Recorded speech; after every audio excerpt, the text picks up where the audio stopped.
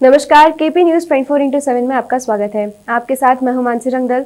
इस वक्त के मुख्य समाचारों के साथ मोहम्मद नवाज खान ने वार्ड नंबर 32 के लिए जनता दल एस उम्मीदवार के रूप में अपना नामांकन दाखिल किया। आज शुरू हुए 9वीं से 12वीं की कक्षा तक के ऑफलाइन क्लास, नियमों का किया जा रहा है पालन। उपराष्ट्रपति वेंकैया नायडू चाहते हैं कि हम्पी को इतिहास के पाठ्यक्रम का हिस्सा बनाया जाए। डीके शिव कुमार ने किया विनय कुलकर्णी का समर्थन। सांसद के रूप में अपने 30 साल में कभी ऐसी घटना नहीं देखी, राज्यसभा की अव्यवस्था पर देवेगौड़ा। कोरोना की थर्ड वेव के अक्टूबर में आने की संभावना, एनआईडीएम ने पीएमओ को भेजी रिपोर्ट।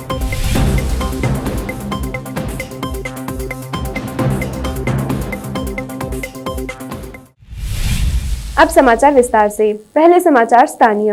बिदर शहर के वार्ड नंबर 32 से जनता दल एस के उम्मीदवार के रूप में मोहम्मद नवाज खान ने आज अपना नामांकन दाखिल किया। वहां आज सुबह वार्ड नंबर 32 लालवाड़ी से इस अवसर पर उनके समर्थकों के साथ थे, तो वहीं जनता दल एस के नेता आदि भी उपस्थित थे।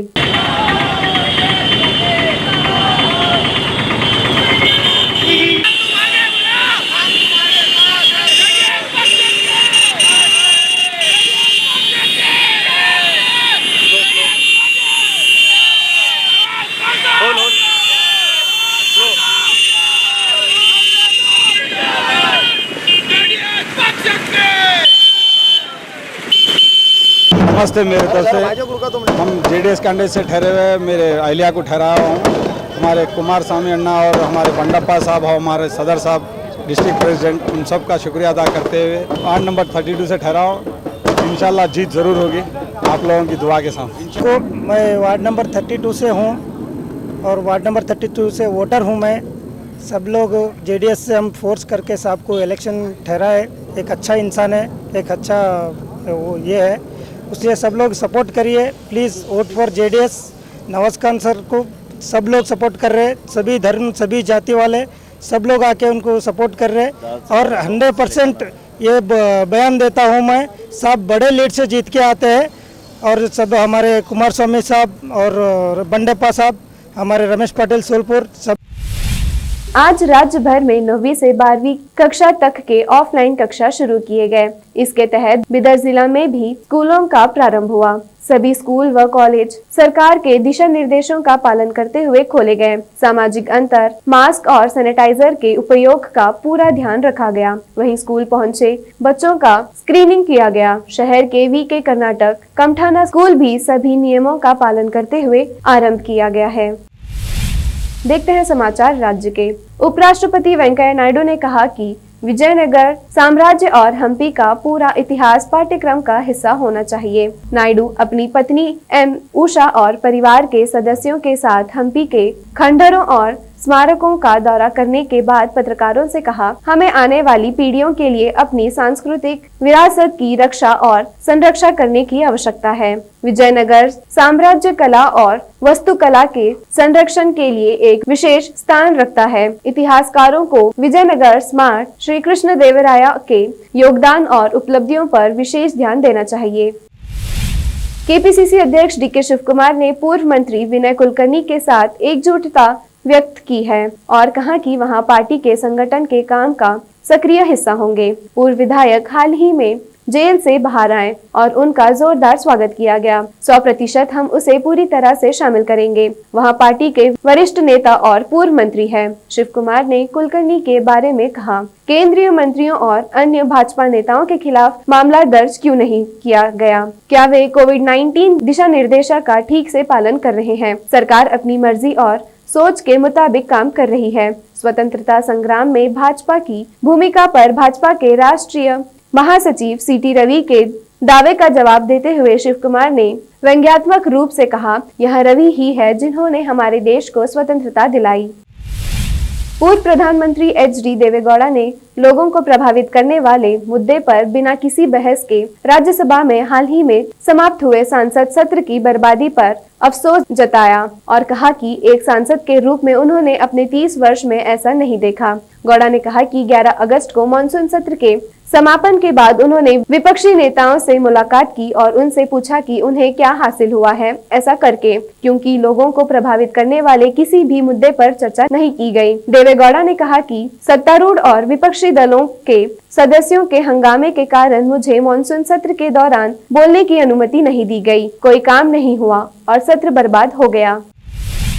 बीजेपी के विधान परिषद सदस्य एच विश्वनाथ ने मैसूर बेंगलुरु एक्सप्रेसवे के लिए कथित तौर पर क्रेडिट लेने के लिए अपनी ही पार्टी के सांसद प्रताप सिम्हा की सिंचाई की और कहा कि इस परियोजना को तत्कालीन यूपीए सरकार ने मंजूरी दी थी। विश्वनाथ ने आरोप लगाया कि सांसद झूठे दावे कर रहे हैं और 1 दशक पहले मंजूरी दी गई परियोजनाओं का श्रेय ले रहे हैं। मैसूर बेंगलुरु एक्सप्रेसवे, बेंगलुरु मडिकेरी बेंगलुरु हाईवे के काम यूपीए सरकार के योगदान से हुआ है। यहां आरोप विश्वनाथ ने मैसूर में एक पत्रकार सम्मेलन में लगाया है। उन्होंने कहा कि परियोजनाओं को तब मंजूरी दी गई थी जब सिद्धरामैया कर्नाटक के मुख्यमंत्री थे और डॉक्टर एच.सी. महादेवप्पा राज्य के पीडब्ल्यूडी मंत्री थे और इसका श्रेय यूपीए को जाना चाहिए।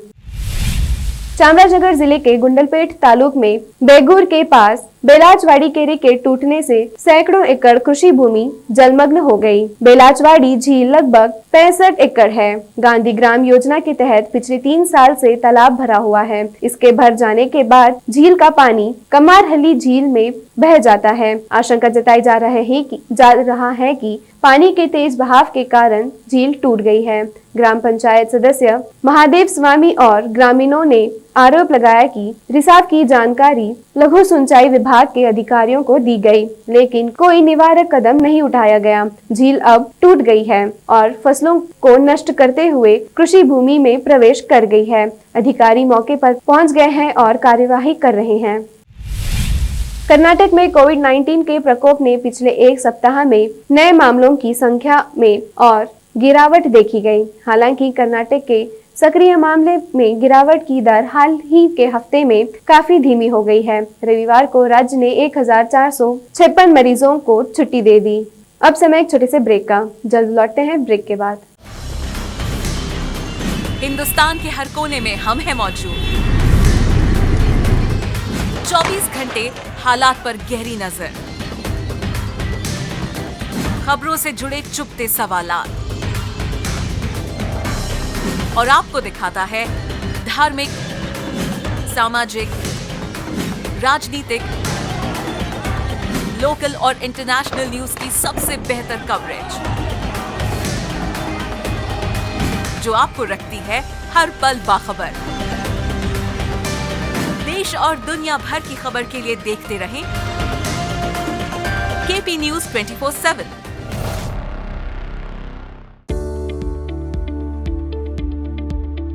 बीदर के पहले Hindi news channel KP news 24/7 के लिए रिपोर्टर, एंकर और अनुभवी न्यूज राइटर की जरूरत है। मीडिया में काम करने का अनुभव रखने वाले लोग हमसे संपर्क कर सकते हैं। अनुभव के आधार पर तनख्वाह दी जाएगी। एंकरिंग के लिए फ्रेशर्स भी संपर्क कर सकते हैं। इच्छुक लोग केपी न्यूज 24/7 के कार्यालय शाहपुर गेट बीदर पर फौरी संपर्क करें या इन फोन नंबर्स पर कांटेक्ट करें 9945283920 और 9380190131।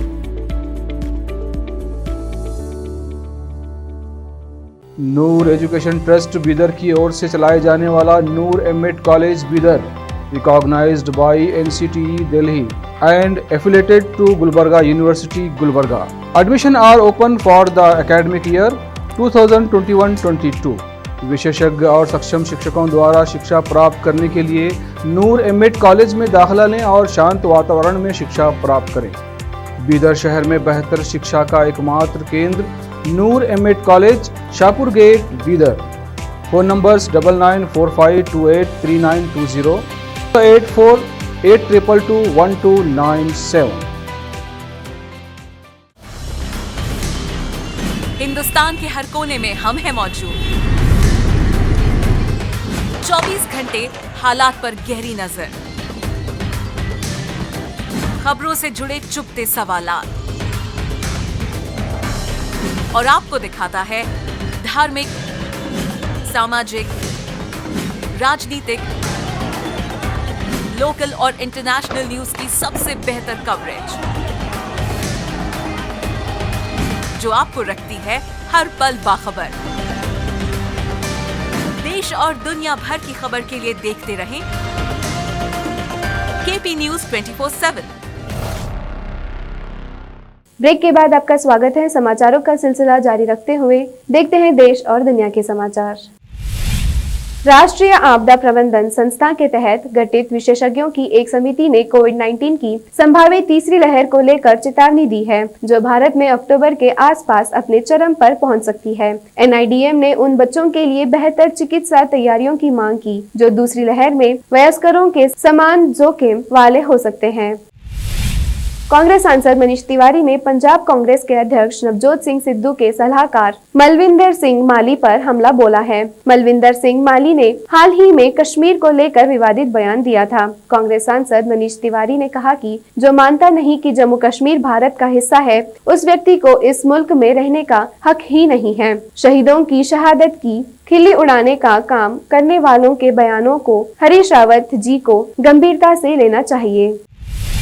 अफगानिस्तान पर तालिबान के कब्जे के बाद काबुल में खराब होती सुरक्षा स्थिति को देखते हुए भारत सरकार काबुल से अपने नागरिकों को बाहर निकालने के लिए लगातार कोशिश कर रही है। 3 उड़ानों के जरिए 2 अफगान सांसदों समेत 392 लोगों को रविवार को देश वापस लाया गया, जबकि 146 भारतीय नागरिकों को अफगानिस्तान से निकालकर दोहा ले जाया गया है, जो आज भारत लौटेंगे। पिछले सप्ताह के एक अनुमान के मुताबिक अफगानिस्तान में करीब 400 भारतीय फंसे हो सकते हैं और भारत उन्हें वहां से निकालने का प्रयास कर रहा है। भारत सरकार इसके लिए अमेरिका और अन्य मित्र राष्ट्रों के साथ समन्वय से काम कर रही है।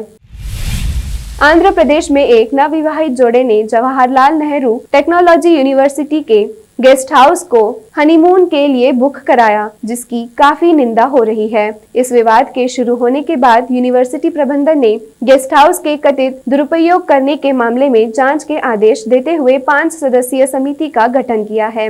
मामला इतना बढ़ गया है कि राज्य सरकार ने भी इस घटनाक्रम पर रिपोर्ट मांगी है।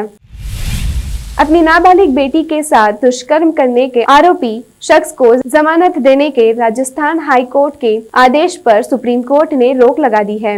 अदालत ने कहा कि इस मामले में कम से कम अभियोजन पक्ष के गवाहों के बयान दर्ज होने तक न्याय के हित में आरोपी का जेल में रहना जरूरी है। सुप्रीम कोर्ट ने आरोपी को 1 सप्ताह के अंदर सक्षम अदालत के समक्ष समर्पण करने का निर्देश दिया।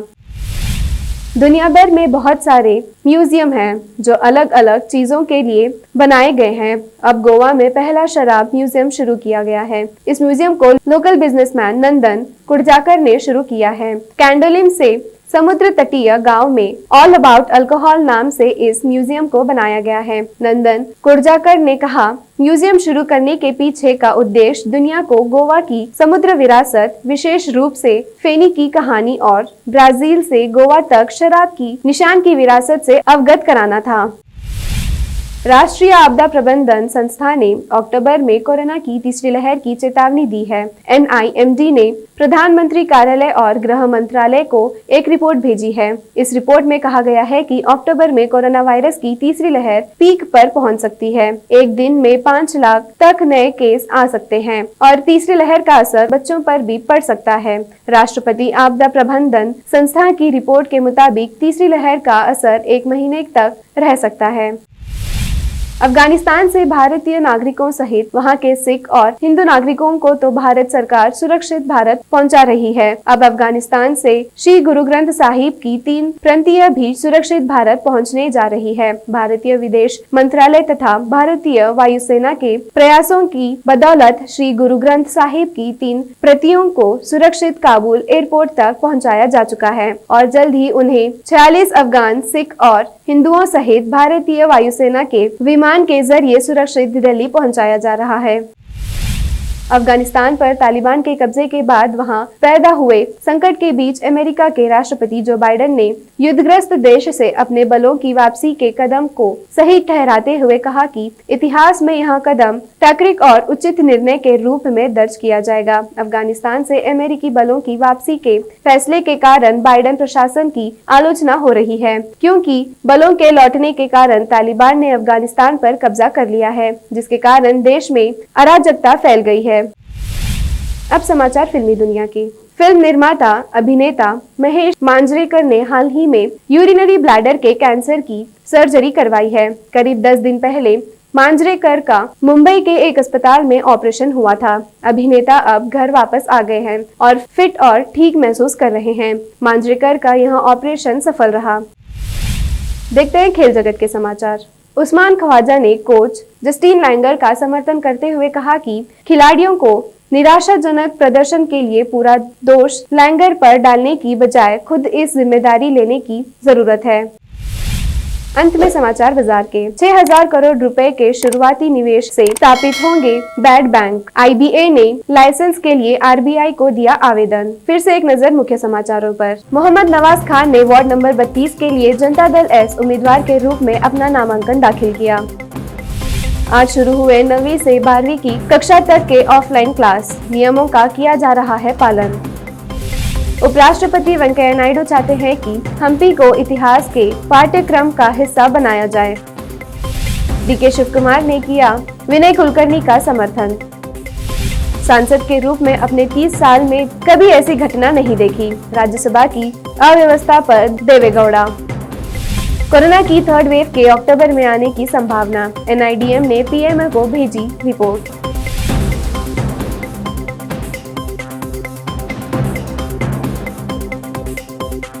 KP न्यूज में फिलहाल इतना ही। देश प्रदेश के समाचारों के लिए जुड़े रहिए KP News 24/7 के साथ। धन्यवाद।